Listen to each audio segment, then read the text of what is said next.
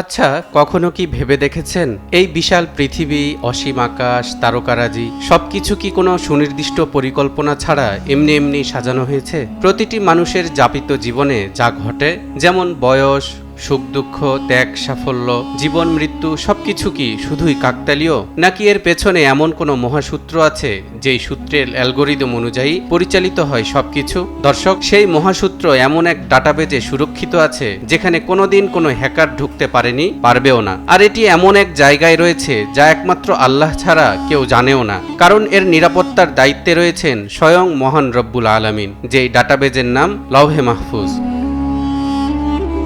এটি এমন এক কিতাব যেখানে এই বিশাল জগতের প্রতিটি ঘটনা, প্রতিটি মুহূর্ত, প্রতিটি জন্ম ও মৃত্যু সবকিছু এক জায়গায় লেখা আছে। লওহে মাহফুজ হলো সেই সুরক্ষিত বই যেখানে সৃষ্টির শুরু থেকে শেষ পর্যন্ত সমস্ত ঘটনা রেকর্ড করা আছে, এমনকি মানুষের জীবনের প্রতিটি পদক্ষেপও এতে লিখিত। আবার লওহে মাহফুজ কিন্তু শুধু একটি সাধারণ বই বা রেকর্ড নয়, বরং এটি আল্লাহর অপরিসীম জ্ঞানের নিদর্শন। পবিত্র কোরআনে ইরশাদ হচ্ছে, নভমণ্ডলে ও ভূমণ্ডলে যা কিছু আছে সব আল্লাহ জানেন, এসব কিতাবে লিখিত আছে, আর এটা আল্লাহর কাছে সহজ। এই আয়াত থেকে বোঝা যায় লওহে মাহফুজে শুধু মানুষের কর্মই নয়, বরং সমস্ত সৃষ্টির কার্যক্রম এবং প্রকৃতি সংক্রান্ত সবকিছু লেখা আছে। এর মধ্যে মানুষের জন্ম মৃত্যু, তার জীবনের প্রতিটি মুহূর্তের ঘটনা, তার সফলতা বা ব্যর্থতা, এমনকি তার গন্তব্য নির্ধারিত। এটি আল্লাহর অপরিসীম জ্ঞানের প্রতীক, যা অগণিত বছর আগে থেকেই ঠিক করা হয়েছে, কিন্তু তা আমাদের সামনে প্রকাশিত হয় না, বরং তার বাস্তবায়ন আল্লাহর নির্ধারিত সময়ে ঘটে।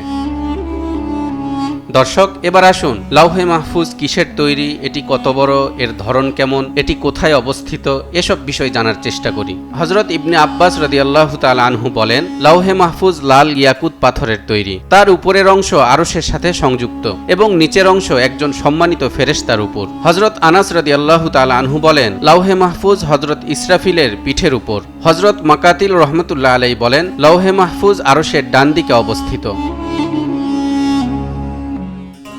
ইমাম সুয়ুতি রহমতুল্লাহ আলাইহি বলেন, হযরত ইবনে আব্বাস রাদিয়াল্লাহু তাআলা আনহু বলেছেন, আল্লাহ তাআলা লওহে মাহফুজকে 100 বছরের দূরত্বের পথ সমান সৃষ্টি করেছেন। হযরত ইবনে আব্বাস রাদিয়াল্লাহু তাআলা আনহু বলেন, লওহে মাহফুজের দৈর্ঘ্য আসমান জমিনের সমান, প্রস্থ পূর্ব পশ্চিমের সমান, আর তা নির্মিত হয়েছে মূল্যবান মণিমুক্তা দ্বারা।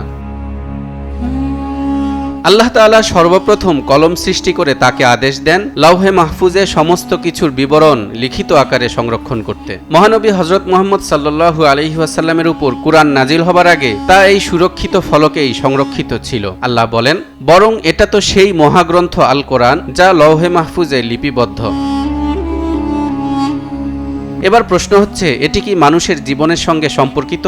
উত্তর, অবশ্যই এটি মানুষের প্রতিদিনের জীবনের সাথে সম্পর্কিত।